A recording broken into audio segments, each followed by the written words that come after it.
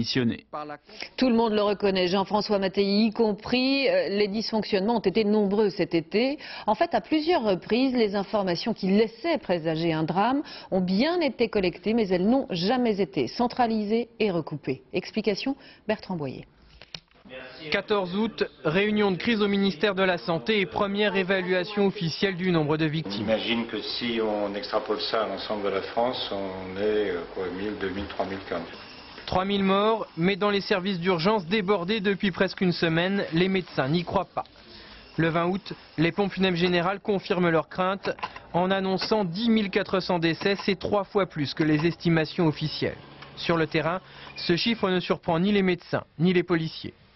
Les policiers de terrain ont fait remonter l'information et ensuite, bon, c'est tout à chacun et aux responsables d'en avertir les services compétents. Est-ce qu'ils l'ont fait?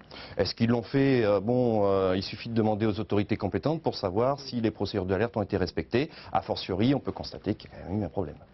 Les pompiers de Paris, les premiers à constater l'ampleur de la crise sanitaire, ont eux aussi transmis leurs informations, mais celles-ci n'ont pas été exploitées, comme le souligne ce médecin, co-auteur d'un rapport officiel rendu lundi.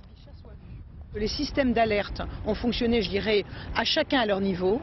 Les directions des hôpitaux, la direction générale de la santé, l'Institut de veille sanitaire, la direction d'action sociale avaient des remontées d'informations, mais qui n'ont pas été croisées entre elles. Et à l'inverse, les services d'urgence, les pompiers avaient leurs propres informations, mais qui remontaient de façon aussi très verticale.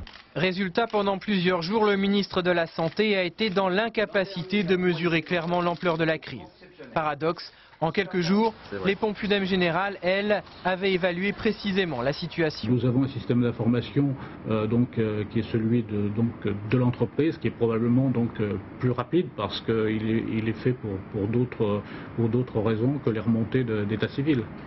Les chiffres officiels du ministère de la Santé, s'appuyant justement sur les actes de décès, devraient être connus la semaine prochaine.